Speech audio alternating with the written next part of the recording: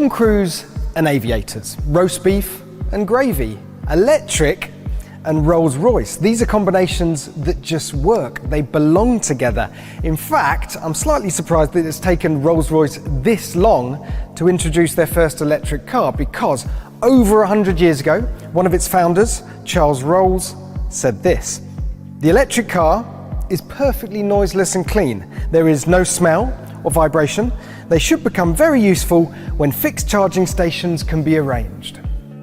Yeah, still working on that last one, Charles. But he was right, and that combination of effortless torque, creamy smooth power delivery, and total silence is precisely what Rolls-Royce has been trying to coax out of its V12 engines for decades. A pure electric vehicle should be all Rolls' dreams come true, which is why Rolls-Royce has been flirting with EVs for a while. The 102EX concept in 2011 worked fine, but had a range of not very much, while the 103EX in 2016 envisaged a much more radical driverless future. The Spectre, by comparison, is a relatively normal Rolls-Royce. And this is it, the first ever pure electric Rolls-Royce, and it's called the Spectre. What do you think? It's big, isn't it? Over 5 meters long, 2 meters wide. But that's the point, of course. I actually got the chance to talk to the CEO, Torsten Müller-Opvos, when I was riding around in a prototype of this in Arjeplog, Sweden, and he told me he didn't just want to do an electrified version of the Cullinan or the Phantom. He wanted to make an impact, to do something new and brave and bold, and it certainly does that, especially in this new chartreuse paint colour. Let's come around the front, because we need to talk about the details. And where else can you start with the Rolls-Royce but at the front with the face? It defines the whole car. And straight away, the way that this bonnet tapers down and rolls over the front grille gives you a clue that this car is concerned with aero. And we'll start there with the grille, because if this was a Phantom, of course, they have much taller, much more upright grilles, totally bluff, very imposing. This is much shorter, but it is the widest grille that they've ever had on a Rolls-Royce. And even the vanes here give it away, because normally they're square and straight and upright and perpendicular to the direction of travel, but here they're angled and tapered away, suggesting that this car wants to whoosh the air out to the sides. And speaking of whooshing the air, the Spirit of Ecstasy, it's gone through a complete overhaul. 830 hours of design and development and wind tunnel work for this. And actually, if you look very closely, she normally sits in the middle of her ball here, but she's shuffled towards the front, and she's in much more crouching position, and she's sticking her nose into the air. It's probably not going to give you tens of extra miles range, but it's a nice touch nonetheless. Come down the side, lots more to talk about, starting with these wheels. So they are 23 inches, the biggest wheels that have ever been fitted to a Rolls-Royce. The biggest wheels, the first time, in fact, 23-inch wheels have been fitted to a coupe since the Bugatti Royale in 1926. Didn't think you were going to get a fact like that today, did you? Coming down the side of the car again, and it's in profile actually that you get a full appreciation of the volume of this thing. Long wheelbase, of course, to fit in all the batteries under there, but it's enormous. The clever thing that Rolls-Royce's designers have done is to use 3 lines to define the shape. They call these the silhouette line at the top, the shoulder line here, and the waft line at the bottom. You see, I was concentrating. And here, the shoulder line and the waft line taper towards the front of the car, which is what gives it that dynamic stance towards the front.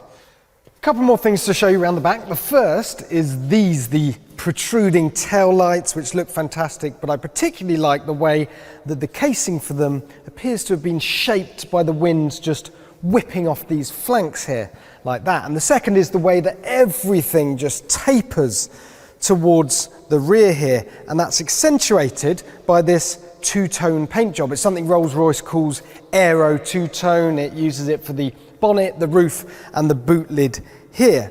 And speaking of aero, this car has a drag coefficient of 0.25. Now, to put that in some sort of context, that's the same as a Honda Insight. Which is why, despite being the size of a boat, Rolls is promising more than 310 miles of range from a charge. No official word on battery size or power yet. Our educated guess though is the 105 kilowatt hour pack from the top spec BMW i7 and iX with around 600 horsepower.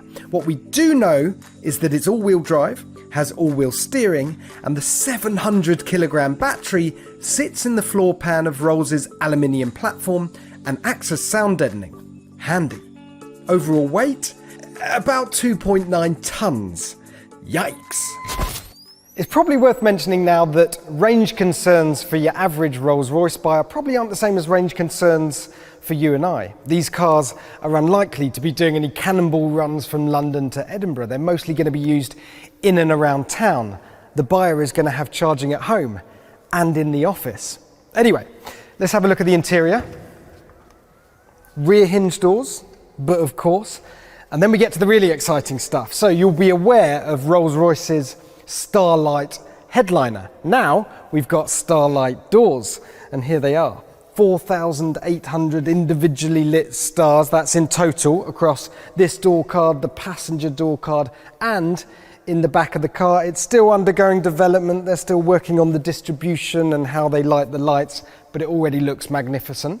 And then we get to the seats themselves, and this is an all-new design for the Spectre, and you can see here how you can really play around with the personalization and the use of color here. So this has got chartreuse leather in the middle to match the exterior color. You've got peony pink on the lapels, and that's all set against grace white. But equally, you could have some fun. You could take this color right up to here and create a bucket seat within a seat, if that's your thing. Right, let's get in. Oh yes. Oh, that's nice. Right, what else can I tell you about this interior, apart from the fact that these seats are just ridiculous. I could fall asleep right now if I didn't have to talk to you. And these carpets, look at these. Look how thick and luxurious they are. That's just ridiculous.